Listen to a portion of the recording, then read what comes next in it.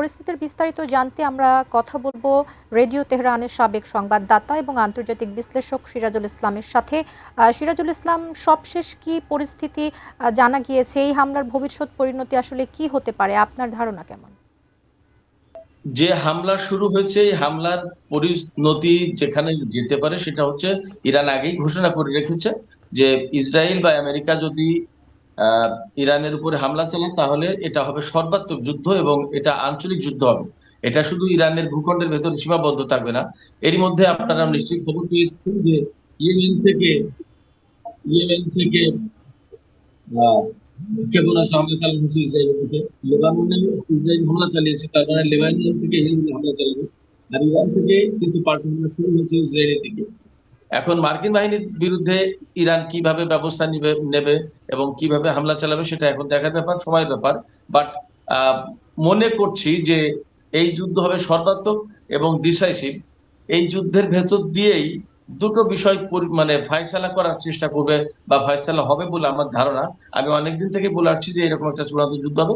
দুটো বিষয় হচ্ছে, একটা হচ্ছে যে ইসরায়েলের অস্তিত্ব মধ্যপ্রাচ্যে থাকবে কি না, এটার একটা ডিসিশন হবে আমার কাছে মনে হয় ইরানের পক্ষ থেকে। আর অন দ্য আদার হ্যান্ড, জি।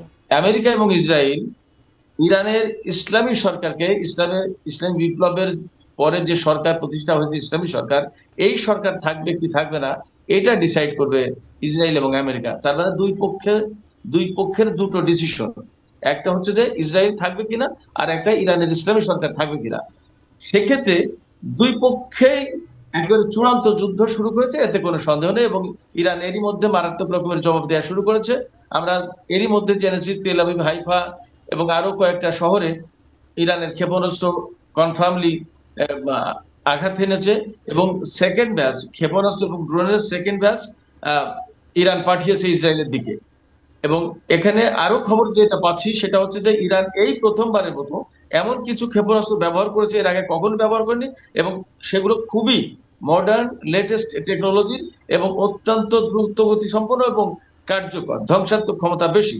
সেক্ষেত্রে ইসরায়েল এবং আমেরিকা যেমন ইরানের উপর হামলা চালাচ্ছে, ক্ষয়ক্ষতি হচ্ছে, অ্যাট দ্য সেম টাইম ইরানের হামলায়ও ইসরায়েলের ব্যাপক ক্ষয়ক্ষতি হবে। এবং আমেরিকার এগেনস্টে ইরান কিভাবে পদক্ষেপ নেয় সেটা এখন দেখার ব্যাপার। তবে তারা ঘোষণা করে রেখেছে মধ্যপ্রাচ্যের যত ঘাঁটি আছে প্রত্যেকটা ঘাঁটিতে ইরান হামলা করবে, মার্কিন স্বার্থে হামলা করবে। এবং আরব সাগর বা ওমান উপসাগরে যে আব্রাহাম লিঙ্কন যুদ্ধ জাহাজ, আদার আদার যুদ্ধ জাহাজ রয়েছে, সেগুলোতেও হামলা করতে পারে। এইভাবে হামলা করার কথা। তার মানে এই যুদ্ধ একেবারে সাধারণ ছোটখাটো কোনো পর্যায়ের যুদ্ধ থাকবে না, এটা একটা চূড়ান্ত এবং সর্বাত্মক যুদ্ধ হতে যাচ্ছে। জি।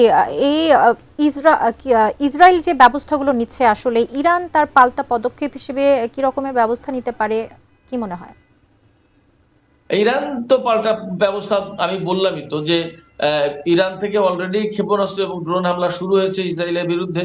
এবং আহ, সবচেয়ে বড় যে ব্যাপার ইরানের পক্ষে যে কাজটা হবে, আঞ্চলিক পর্যায়ে যে প্রক্সি ফোর্স রয়েছে, ইরানের সমর্থক যে সমস্ত যোদ্ধা গোষ্ঠী রয়েছে, ইরাকে আছে, সিরিয়াতে আছে, ফিলিস্তিনে আছে, লেবাননে আছে, ইয়েমেনে আছে, এমনকি আফগানিস্তানের তালেবানরাও ইরানের পক্ষে যুদ্ধ করবে বলে ঘোষণা দিয়েছিল।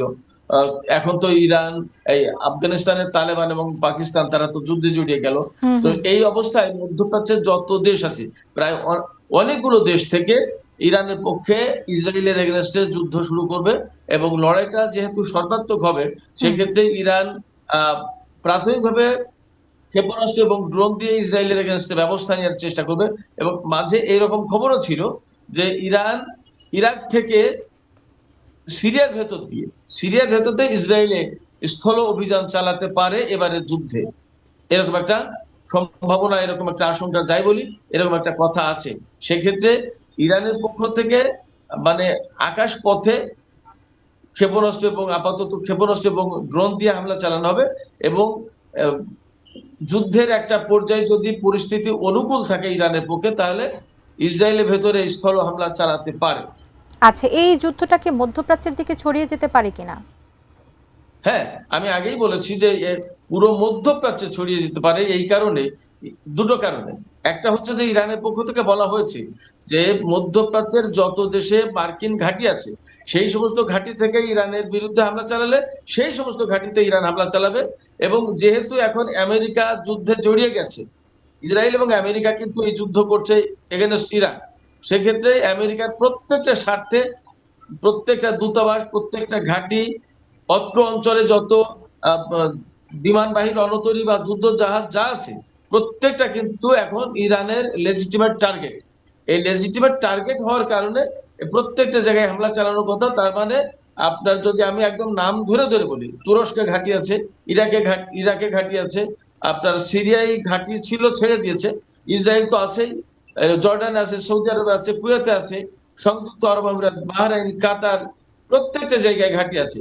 এছাড়া পারস্য উপসাগরে মার্কিন বাহিনীর পঞ্চম নৌ বহরের ঘাঁটি, ওমান উপসাগর এবং আরব সাগরে তাদের আব্রাহাম লিঙ্কন প্লাস আদার যুদ্ধ জাহাজ মোতায়েন করা হয়েছে।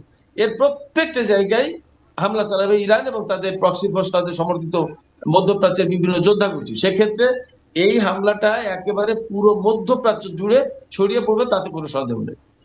জি, এবং আপনাকে এই ঘোষণা কিন্তু ইরানের সর্বোচ্চ নেতা কয়েকদিন আগে দিয়েছিলেন। তিনি বলেছিলেন যে এবার যদি ইরানের উপরে হামলা চালানো হয় তাহলে এই যুদ্ধ শুধুমাত্র ইরানের ভূখণ্ডের ভেতরে সীমাবদ্ধ থাকবে না, বরং এটা হবে সর্বাত্মক যুদ্ধ এবং আঞ্চলিক যুদ্ধ। তার মানে পুরো মধ্যপ্রাচ্য অঞ্চলে এই যুদ্ধ এই ছড়িয়ে যুদ্ধ পড়বে। বেঁধে যেতে পারে। আপনাকে অনেক ধন্যবাদ।